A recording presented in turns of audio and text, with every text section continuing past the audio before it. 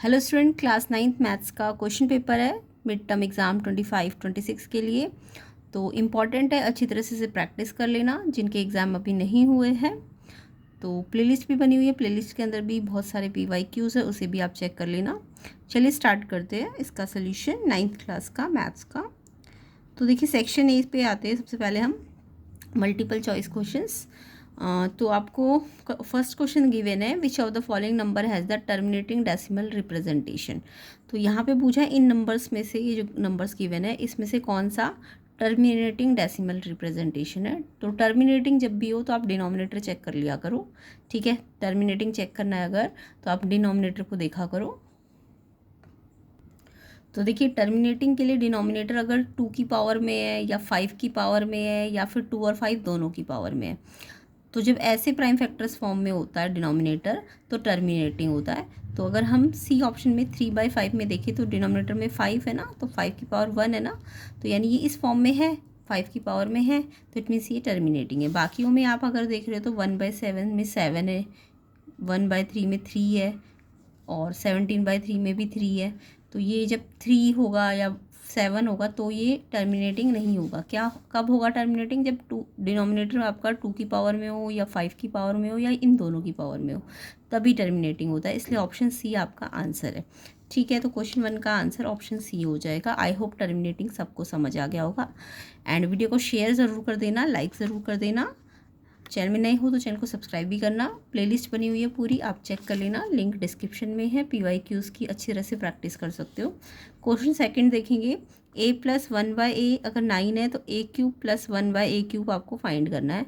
तो यहाँ पे a+1/a गिवन है और आपको a³ + 1/a³ निकालना है। तो इस क्वेश्चन को आप चाहो तो दो तरीके से कर सकते हो। पहले आप a+1/a से ना,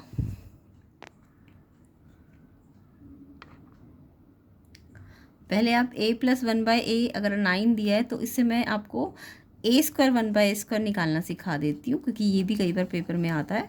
और फिर हम a³ + 1/a³ भी निकालेंगे। तो इस क्वेश्चन से आपको एक ये, इससे आपको ये फाइंड करना हो तो कैसे फाइंड करते हैं, या ये वाला फाइंड करना हो तो कैसे फाइंड करते हैं।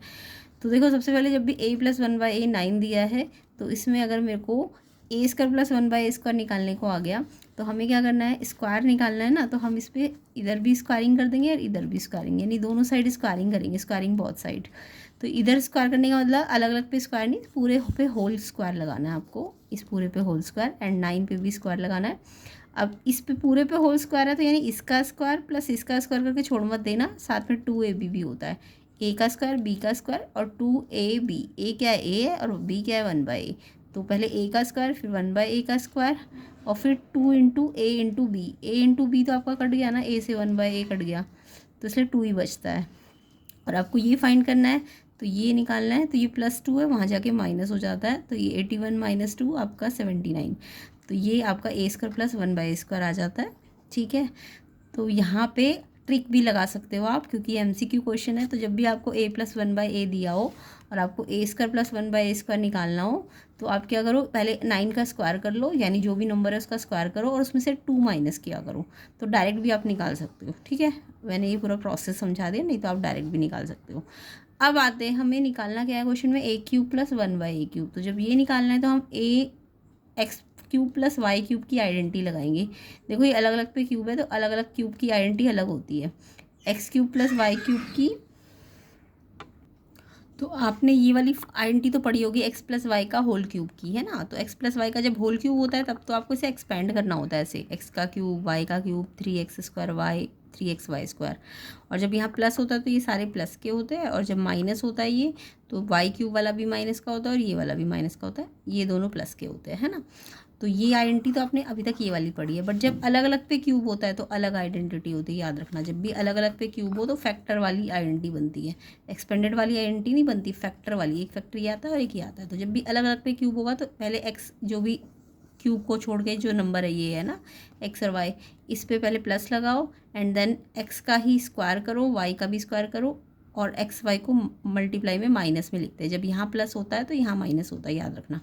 ऐसे ही जब यही आइडेंटिटी प्लस की जगह माइनस में होगी अलग अलग क्यूब की, तो आपको पहले x - y लिखना है, यानी प्लस की जगह तो यहाँ माइनस आएगा क्योंकि यहाँ माइनस है। और फिर ये जो भी है सारा एज इट इज़ आएगा, बस ध्यान रखना यहाँ पे बाहर माइनस है ना, तो ये सारे प्लस के आ जाएंगे, ऐसे याद रख लेना इसको। तो हमें फ़िलहाल ये वाली आइडेंटिटी लगानी है ना, a cube plus one by q, a cube का मतलब ये वाली आइडेंटिटी लगानी है। तो a cube plus one by a का क्यूब, यानी एक्स आपका ए है और वाई आपका वन बाई ए है ना। तो पहले तो एक्स और वाई को ऐड करो, ए प्लस वन बाई ए, फिर एक्स पे स्क्वायर करो, यानी ए, एक्स तो ए है ना, तो ए का स्क्वायर, फिर वाई का भी स्क्वायर करते हैं, है ना। तो वन बाई ए का स्क्वायर एंड माइनस, अगर यहाँ प्लस है तो यहाँ माइनस एक्स वाई होता है ना। तो एक्स क्या है ए और वाई क्या है वन बाई ए, तो ये तो आपका कट गया ए से ए, तो यहाँ तो माइनस का वन ही बचा है ना। तो ये ए प्लस वन बाई ए तो आपको गिवन था 9, तो यहाँ तो हमने 9 लिख दिया। A square one by a square अभी निकाला था ना हमने, ट्रिक से भी बता दिया था मैंने, 79। एंड क्योंकि ये प्लस की आंटी है तो ये माइनस एक्स वाई होता, तो ये माइनस का वन बचा, तो ये वन माइनस का है आपका, है ना। अब 79 माइनस वन करोगे तो 78 आएगा, ये सही कर लेना, 78 आएगा। और फिर 78 को 9 से मल्टीप्लाई कर दो, 9 8 जा 72 और 9 7 जा 63, 702 आएगा इसका आंसर, 702। ठीक है, तो आप चाहो तो इसे यहीं से डायरेक्ट भी निकाल सकते थे, वो भी मैं सिखा देती हूँ, बट मैंने एक की उससे 3 क्वेश्चन करा दी कि इससे अगर आपको ये निकालना हो और इसी की हेल्प से ये भी निकालना हो, है ना, तो तब ऐसे करना है। अदरवाइज़ आप डायरेक्ट इससे भी ये निकाल सकते हो, कैसे देखो। तो अगर आपको ए प्लस वन बाई ए 9 दिया है, ठीक है, और आपको direct A cube one by a cube निकालना है, तो आप सीधा इस पर स्क्वायरिंग ना करके सीधा क्यूब लग कर दो, क्यूब बोथ साइड, ठीक है, टेक क्यूब बोथ साइड। तो यहाँ पे बहुत सारे क्वेश्चन सीखने को मिल जाएंगे आपको। तो यहाँ पे क्यूब, होल क्यूब का फॉर्मूला, जब मैं क्यूब करूँगी तो इस पे अलग अलग पे क्यूब नहीं करूँगी, इस पूरे पे होल क्यूब करूँगी, एंड 9 पे भी होल क्यूब करूँगी। अब ये कौन सा फॉर्मूला है, ये वाला है, ये वाला कि ये वाला फॉर्मूला है ये। तो ए प्लस वन बाई ए का होल क्यूब का फॉर्मूला ये वाला लगा दो, ए का क्यूब फिर वन बाई ए का क्यूब प्लस 3a इस पे स्क्वायर और वन बाई ए पे भी स्क्वायर, ये वाला फॉर्मूला है ना। एक्स तो 2 बार है, एक्स 2 बार है, बट वाई एक ही बार है, सॉरी। फिर ऐसे ही प्लस 3 एक्स की जगह ए है, ये 1 बार है, बट वन बाई ए ये 2 बार है यहाँ पे, तो इस पे स्क्वायर। अब ये ए से एक ए कट गया, इस ए से एक ये कट गया, तो ये आ गया a cube one by a cube. अब देखो ये आ गया 3a और ये आ गया 3 by a and equal to 9 का क्यूब तो सबको पता है, 9 9 जा 81, 81 को 9 से दोबारा करो 729 होता है। 9 का क्यूब मतलब 9 इंटू 9 इंटू 9, 3 बार 9, है ना। अब आपको ये फाइंड करना है, a cube plus one by a cube, इसमें से आप क्या कर सकते हो, 3 कॉमन ले सकते हो, तो अंदर ए बचा इसमें से, और इसमें से ए नहीं बचा, इसमें से वन बाई ए बचा है। अब आप इसकी वैल्यू भी 9 है रख सकते हो, तो 3 9 जा, ये 9 है ना, 3 9 जा 27, 27 को वहाँ ले जाके माइनस कर दो, तो 702 आ जाएगा, है ना। तो a cube plus one by a cube plus 3 और a plus one by a की वैल्यू 9 थी, इक्वल टू 729, और ये हो गया 27।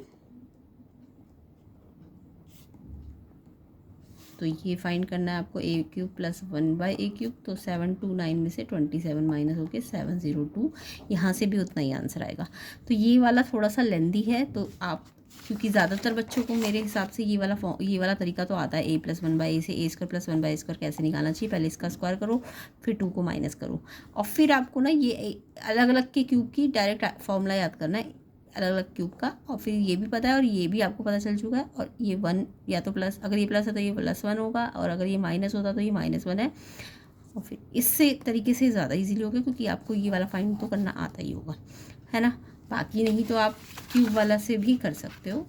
तो आई होप दोनों तरीके आपको समझ आ गए होंगे। तो ऐसे ही डिटेल सोल्यूशन कंसेप्ट आपको सीखने को मिलेंगे हर एक वीडियो में, प्लेलिस्ट के अंदर चेक कर लेना, लिंक डिस्क्रिप्शन में है, ठीक है। नेक्स्ट क्वेश्चन पे आते हैं। तो यहाँ पे ना ये जो फाइंड करना था आंसर मेरा 702 आया, बट ये किसी भी ऑप्शन से मैच नहीं कर रहा, तो शायद क्वेश्चन जो ऑप्शंस है उनमें कुछ एरर है, इसलिए ये ऑप्शन से मैच नहीं कर रहा, अदरवाइज इसका आंसर 702 है, ठीक है। तो तरीका मैंने आपको समझा दिया है। थर्ड क्वेश्चन देखो, which of the following statement is not true, इसमें से कौन सी स्टेटमेंट है जो ट्रू नहीं है, नॉट ट्रू वाली ढूंढनी है। तो नॉट ट्रू वाली में ध्यान से देखना, देखो दो इंटीजर्स के बीच में infinite number of rational number है, यस आपने पढ़ा भी होगा। कोई भी दो इंटीजर्स लाइक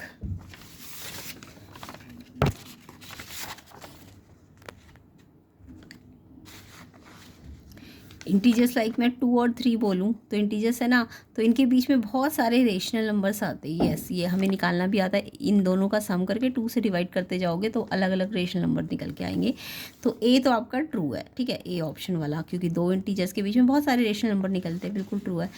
बट बोला है कि दो रेशनल नंबर है तो उनमें बहुत सारे इंटीजर्स होंगे, ये गलत है। दो रेशनल नंबर मतलब आपके रेशनल नंबर तो इंटीजर्स भी हो सकते हैं बट पॉइंट में भी तो हो सकते हैं। मान लो मैं इसको 1 से लेके 1 पॉइंट मान लो ये 1 से 2, ये तो मेरा इंटीजर है ना, 1 से 2। अब क्या इसके अंदर बहुत सारे इंटीजर्स है? नहीं, 1 से 2 में तो सिर्फ 1 और 2 ही इंटीजर है और थोड़ी ना इंटीजर है। तो ये 1 और 2 भी रैशनल नंबर है ऑब्वियसली, बट इनके अंदर थोड़ी ना इंटीजर्स है ना, इनके अंदर इंटीजर्स थोड़ी ना। 1 और 2 के बाद तो 3 ही नेक्स्ट इंटीजर आएगा। तो इंटीजर्स तो 1 2 3 या -1 2 3 होता है। तो 1 और 2 दो इंटीजर्स है, तो दो इंटीजर्स या इंटीजर्स भी तो रैशनल नंबर ही होते हैं ना। तो 1 से 2 जो दो इंटीजर है या दो रैशनल नंबर है, इनके अंदर थोड़ी ना इंटीजर्स आ रहे हैं, तो ये वाला गलत है।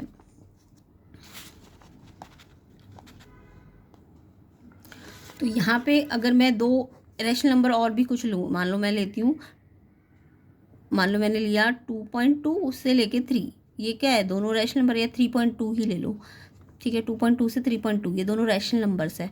अब इन रैशनल नंबर्स के बीच में इंटीजर्स कहाँ आ रहे हैं? इंटीजर्स तो 2 से 3 के बीच में 2 और 3 ही था, है ना। 2.2 और 3.2 के बीच में तो कोई इंटीजर आया है क्या? नहीं। इसके बाद 3.2 के बाद नेक्स्ट इंटीजर तो 4 आएगा। तो यानी कि कोई भी दो रैशनल नंबर के अंदर इंटीजर नहीं हो सकते। हाँ, इंटीजर्स के अंदर रैशनल हो सकते हैं, ये करेक्ट है, बट रैशनल नंबर के अंदर इंटीजर्स नहीं हो सकते, ये बिल्कुल इनकरेक्ट है। तो इनकरेक्ट वाला ही ढूंढना था, तो ये बिल्कुल इनकरेक्ट है, यानी ये वाला ऑप्शन आपका ठीक है, ये क्योंकि नॉट ट्रू है। क्लियर? तो यहाँ पे नॉट ट्रू क्या है? दो रैशनल नंबर के अंदर इंटीजर्स होते हैं, ये गलत है। हाँ, इंटीजर्स के अंदर रैशनल नंबर बहुत सारे हो सकते हैं,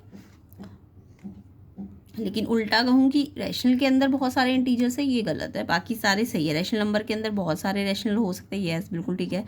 दो रियल नंबर के अंदर भी बहुत सारे रियल नंबर हो सकते हैं, ये भी ठीक है। तो कौन सा वाला गलत है? बी वाला, बी आंसर है इसका। The value of x 2x + 4 × 3x + 1 = 288। तो एक्स आपको फाइंड करना है, तो ये भी क्वेश्चन सिंपल ही है। तो देखिए 2x + 4 मल्टीप्लाई, यहाँ मल्टीप्लाई है 3x + 1 = 288। तो अगर ये 2 और 3 के प्राइम फैक्टर्स है ना, 2 की पावर और 3 की पावर, तो ये 2 और 3 के प्राइम फैक्टर, तो आप इसके भी पहले प्राइम फैक्टर कर लो। तो 288 के प्राइम फैक्टर करने तो सबको आते, इवन है तो 2 पे जाएगा, फिर से इवन 2 पे चला जाएगा, फिर से 2 पे जाएगा, फिर से 2 पे 9 पे, फिर 9 3 पे जाता है। तो यानी ये 2 2 2 2 2 कितनी बार आ रहा है? 2 आपका आ रहा है इस 288 में। 2 आपका 1 2 3 4 5, तो 2 की पावर 5 आ रहा है और 3 की पावर 2 आ रहा है ना। तो इस 288 को हमने ऐसे लिख दिया। अब देखो ये भी 2 की पावर 3 की पावर और ये भी 2 की पावर 3 की पावर, और ये इक्वल है। तो जो 2 की पावर यहाँ है और जो 2 की पावर यहाँ है, तो वो पावर आपस में क्या होनी चाहिए? सेम होनी चाहिए, क्योंकि ये 2 के, ये भी 2 और 3 में आया, ये भी 2 और 3 में और इक्वल भी है। तो ये जो 2 का पावर है और ये जो 2 का पावर है, ये इक्वल होना चाहिए। तो 2 बेस सेम है, तो ये पावर x + 4 5 के इक्वल हो जाएगी। सेम ऐसी 3 बेस सेम है, तो ये x + 1 किसके बराबर हो जाएगा? 2 के। तो आप चाहे x यहाँ से निकाल लो, चाहे यहाँ से निकाल लो। x निकालना है तो +4 वहाँ जाके माइनस, तो x की वैल्यू 1। इधर से भी देखो +1 वहाँ जाके माइनस, तो x की वैल्यू 1। तो दोनों जगह से 1 ही आ रही है, तो ऑप्शन ए 1 आंसर है इसका, ठीक है। तो 1 इसका करेक्ट आंसर है। नेक्स्ट क्वेश्चन पे आते हैं। 5th क्वेश्चन, 0.02 लाई, x axis second quadrant, y axis की थर्ड क्वाड्रेंट। तो जब भी x 0 या y 0 होता है तो वो कोई क्वाड्रेंट नहीं होता, या तो वो x एक्सिस होता है या y एक्सिस होता है। तो 0 2 का मतलब क्या है? तो देखो 0 2 का मतलब है इसमें x 0 और y 2 है। कोई भी कोऑर्डिनेट कैसे लिखते हैं? पहले x होता है बाद में y होता है। तो इसका मतलब x 0 और y 2 है। तो जब भी x 0 हो ना, जब भी x 0 हो तो वो y एक्सिस होता है। कौन सा एक्सिस होता है? y axis. जहाँ भी x की वैल्यू 0 हो तो वो एक्सिस, वो कोई क्वाड्रेंट नहीं होता, वो y एक्सिस होता है। और अगर मान लो 2 0 होता तो इसका मतलब y 0 है, और जब y 0 हो तो वो x एक्सिस होता है, याद रखना। ठीक है, क्लियर। तो यहाँ पे on y axis C option इसका आंसर है। नेक्स्ट क्वेश्चन पे आते हैं, तो ये answer correct. P A B second quadrant पे है और आपको पूछा है कि कौन सा ए और बी ट्रू है। तो जब सेकेंड क्वाड्रेंट हो ए और बी, तो सेकेंड क्वाड्रेंट का मतलब ये वाला होता है ना, फर्स्ट तो प्लस प्लस होता है, सेकेंड माइनस प्लस होता है, थर्ड आपको पता है माइनस माइनस होता है, एंड फोर्थ क्वाड्रेंट में एक्स प्लस होता है, वाई माइनस होता है। तो ए बी का मतलब एक्स ए है और बी वाई है। कोई भी कोऑर्डिनेट कैसा होता है एक्स वाई, तो एक्स मतलब एब्सिसा, वाई मतलब ऑर्डिनेट। तो आपको ए बी सेकेंड क्वाड्रेंट का मतलब, सेकेंड क्वाड्रेंट का मतलब माइनस प्लस है ना, यही तो होता है माइनस और प्लस सेकेंड क्वाड्रेंट। तो यानी इसका ए नेगेटिव है और बी पॉजिटिव है, यही मतलब हुआ ए नेगेटिव बी पॉजिटिव।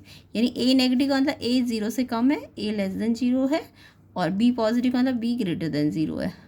तो ए तो less than 0, be greater than 0, मतलब सी ऑप्शन इसका आंसर है।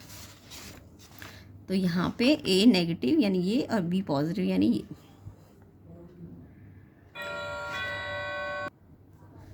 नेक्स्ट देखिए question 7, the solution of equation x minus 2y equal to 4। इस इक्वेशन का सोल्यूशन पूछा है। तो आंसर्स आपको दिए हुए हैं कि 0 2 होगा, 2 0 होगा, 4 0 होगा कि 1 1 होगा।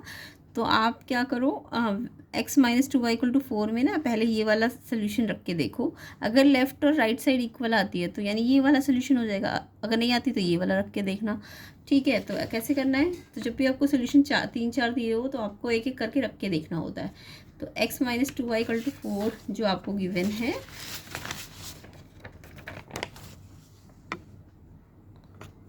यहाँ पे आपको पहले फर्स्ट पॉइंट रखते हैं 0 2। 0 2 का मतलब x तो 0 है और y आपका 2 है, यही मतलब वो पहले x होता है बाद में y होता है। तो इस इक्वेशन में लेफ्ट हैंड साइड में x की जगह तो 0 रखा, 2 एज इट इज़ माइनस का, एंड y की जगह कितना रखा, 2 रखा है ना।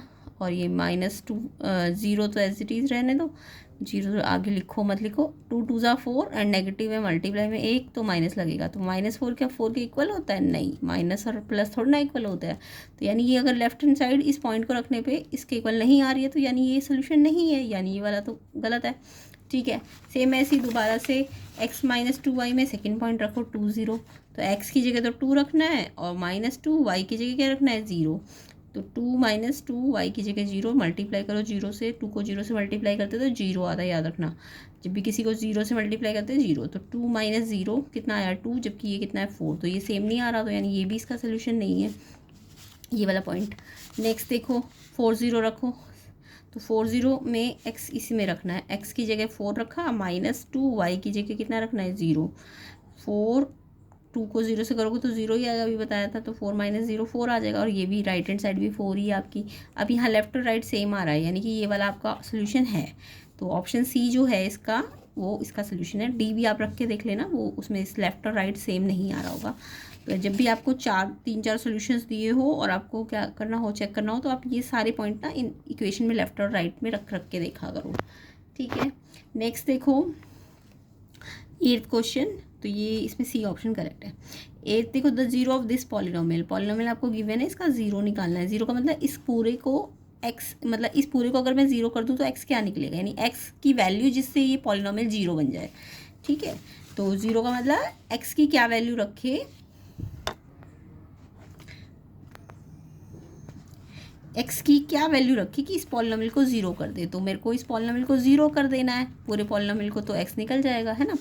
तो 2x प्लस 1 को वहाँ पे जो -1, फिर x निकालना, तो ये 2 मल्टीप्लाई में है, तो 2 मल्टीप्लाई से डिवाइड में आ जाता है। पहले प्लस वाला माइनस होगा, फिर ये जो मल्टीप्लाई वाला है 2, ये डिवाइड में चला जाएगा। -1 तो एज इट इज़, 2 डिवाइड में, तो x की वैल्यू कितनी है, -1/2। तो जब भी आपको जीरो निकालना हो तो आप इस पॉलिनोमियल को जीरो के बराबर रख दो, तो x निकल जाएगा, वही जीरो होता है। ऑप्शन सी इसका आंसर है। तो x की वैल्यू -1/2 आ गई। नेक्स्ट क्वेश्चन पे आते हैं। Next question 9, which of the following is an irrational number. कौन सा इरेशनल है। इरेशनल का मतलब नॉन टर्मिनेटिंग, नॉन रिकरिंग। ठीक है, इरेशनल का मतलब क्या होता है, नॉन टर्मिनेटिंग हो, नॉन टर्मिनेटिंग के साथ साथ वो कैसा हो, नॉन रिकरिंग हो, नॉन रिकरिंग। ठीक है, ये इसको हम इरेशनल कहते हैं। क्लियर। इरेशनल का मतलब नॉन टर्मिनेटिंग नॉन रिकरिंग। तो यहाँ पे अगर मैं इसको देखूँ 0.090909, तो यहाँ पे 0909 रिपीट हो रहा है ना। जब सेम रिपीट हो तो मैं ऐसे बार लगा सकती हूँ। तो जब भी सेम रिपीटिंग हो, चाहे भले ही वो डेसिमल एक्सपेंशन ख़त्म ना रहा हो, है तो नॉन टर्मिनेटिंग बट वो रिकरिंग है।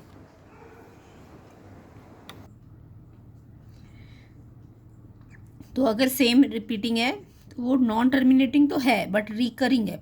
तो रिकरिंग है तो रैशनल होगा, ठीक है, क्योंकि सेम रिपीटेड हो रहा है, रिकरिंग है। रिकरिंग मतलब रैशनल। 22/7 यानी पाई की वैल्यू 22/7 को जब आप सॉल्व करोगे ना 7 से डिवाइड करके, तो ये ना कभी ख़त्म भी नहीं होगा और सेम रिपीटेड भी नहीं होगा। तो ये एक्चुअल में नॉन टर्मिनेटिंग नॉन रिकरिंग है, यानी ये इरेशनल है। पाई क्या होता है? इरेशनल होता है ना। पाई मतलब ऐसा साइन होता है, इसकी वैल्यू 3.14 कभी एंड भी नहीं होगी और सेम रिपीटेड भी नहीं होगी। तो ये हमारा नॉन टर्मिनेटिंग नॉन रिकरिंग है, इसलिए ये इरेशनल है। 0.25 को देखो तो इसका डेसिमल एक्सपेंशन देखो, डैश डैश तो नहीं है ना इसमें, यानी ये कंप्लीट है, इसका डेसिमल खत्म हो रहा है कहीं ना कहीं, तो ये रैशनल है।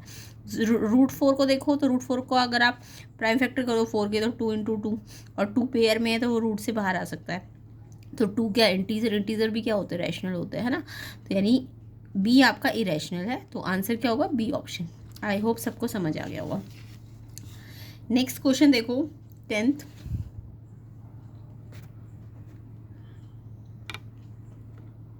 द वैल्यू ऑफ 64 की पावर 1/6। बहुत ही सिंपल क्वेश्चन है। 64 की पावर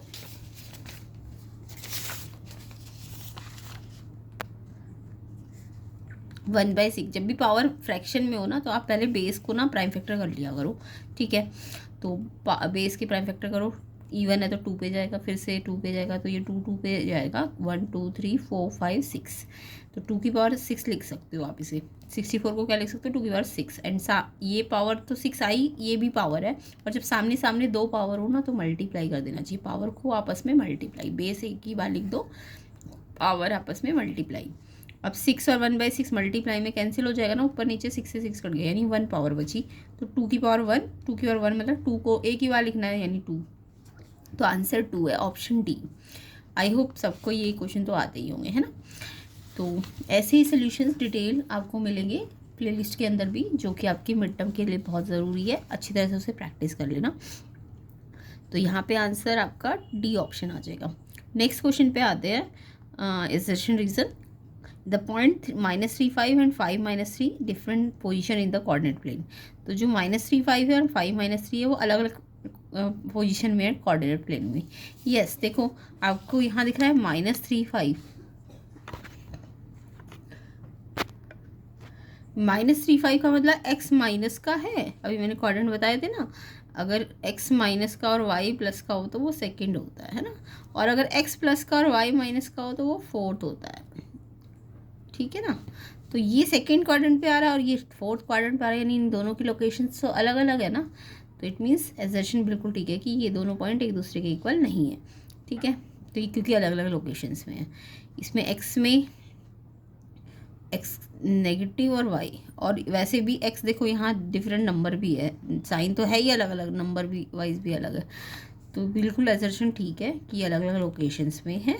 नेक्स्ट इसमें बोला है कि अगर एक्स वाई के इक्वल नहीं है तो एक्स वाई और वाई एक्स भी इक्वल नहीं होते। यस बिल्कुल ठीक है। देखो एक्स ही वाई के इक्वल नहीं है क्योंकि ये -3 और ये 5 है, तो अगर एक्स वाई के इक्वल नहीं है तो ये पूरा एक्स वाई और ये वाई एक्स, देखो एक्स वाई है और ये वाई यहाँ आ गया और एक्स यहाँ आ गया। तो अगर एक्स वाई ही आपस में इक्वल नहीं, यानी अगर x not equal to Y है, हाँ ठीक है, एक्स वाई के इक्वल नहीं आ रहा ना, तो अगर मैं उल्टा करूँ वाई एक्स तो वो भी नॉट इक्वल आएगा। तो अगर एक्स वाई के ही इक्वल नहीं है तो एक्स वाई वाई एक्स के नॉट इक्वल होता है। हाँ अगर ये एक्स वाई दोनों इक्वल होते, चाहे फिर आगे पीछे करते, तब तो सेम ही आता है ना। ये मान लो ये भी 3 होता, ये भी 3 होता, फिर आप आगे पीछे करते तो ये सेम ही आ जाता, तो इस लोकेशन भी सेम होती। तो अगर ये नॉट इक्वल है तो ये अगर इनको उल्टा सीधा उल्टा करोगे तो ये नॉट इक्वल आएंगे, है ना। तो यानी कि इक्वल तभी केस में आएंगे जब एक्स और वाई इक्वल होता है। तो बिल्कुल रीज़न भी ठीक है, रीज़न एक्सप्लेन भी कर रहा है क्यों ये दोनों सेम लोकेशंस पे नहीं है। ए ऑप्शन इसका ठीक है कि एजर्शन भी ठीक है और रीज़न भी ठीक है, और रीज़न एक्सप्लेन भी कर रहा है क्यों नहीं ठीक इक्वल है ये दोनों, है ना, लोकेशन सेम नहीं है इनकी। नेक्स्ट देखो 12th एजर्शन है एवरी इंटीजर एक रेशनल नंबर होता है, बिल्कुल ठीक है। इंटीजर्स आपको पता है ना क्या होते हैं, जो नंबर लाइन में होते हैं, जो नंबर लाइन में नंबर्स होते हैं लाइक 1 2 या 0 -1s, ये सब क्या होते हैं, इंटीजर्स होते हैं आपके। और ये इंटीजर्स को रैशनल भी कह सकते हैं, बिल्कुल ठीक है। जैसे 2 है मान लो, तो 2 को मैं अपॉन में 1 लगा दूँ, 2 अगर इंटीजर है तो 2 के नीचे अपॉन में 1 लगा के वो रैशनल बन गया ना। रैशनल क्या होता है, p/q। तो इन सब के नीचे ना हम 1 लगा सकते हैं, इसलिए ये जितने भी इंटीजर्स होते हैं वो रैशनल होते हैं। उल्टा बोलूँ, रैशनल इंटीजर्स होते हैं वो नहीं होता, बट इंटीजर्स सारे रैशनल होते हैं। यस बिल्कुल ठीक है। और रीज़न अभी जो मैंने आपको बताया कि इंटीजर्स अगर m है तो उसके नीचे अगर 1 लगा दिया जाए तो उसको हम 1 लगा के हमने इसे किस में बदल दिया, रैशनल में बदल दिया ना। तो क्योंकि इंटीजर्स में हम नीचे 1 लगा सकते हैं इसलिए वो रैशनल होते हैं। तो रीज़न भी बिल्कुल ठीक है, और रीज़न एक्सप्लेन भी कर रहा है कि एजर्शन को कि क्यों वो रैशनल है, क्योंकि उसके नीचे हम 1 लगा सकते हैं। तो रीज़न एक्सप्लेन भी कर रहा है, इसलिए इसका आंसर भी ए ऑप्शन है कि एजर्शन रीज़न ट्रू भी है और रीज़न एक्सप्लेन भी कर रहा है। ओके, नेक्स्ट सेक्शन बी को देखते हैं। सेक्शन बी में आपको पी एक्स दिया x² - 2√2x + 1, आपको फाइंड करना है p√2, यानी पी एक्स की जगह आपको √2 रखना है।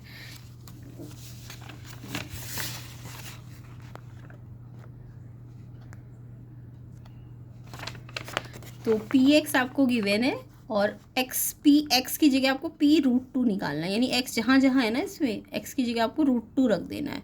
तो x की जगह √2 रखा, इस पर स्क्वायर लगा दिया, फिर -2√2, तो एज इट इज x की जगह √2। अब ये x इनके साथ मल्टीप्लाई हो रहा है इसलिए इसे मल्टीप्लाई का मतलब ब्रैकेट में लिख दो, यानी ये तीनों नंबर मल्टीप्लाई में है, प्लस का 1 एज इट इज़। अब देखो √2 का स्क्वायर, जब भी रूट का स्क्वायर होता है तो रूट हट जाएगा, 2 आ जाएगा, क्योंकि √2 का स्क्वायर मतलब 2 2 बार है ना रूट के अंदर, तो पेयर है तो बाहर निकल जाता है। तो जब भी रूट में स्क्वायर दिखे आप उसमें से रूट हटा दिया करो।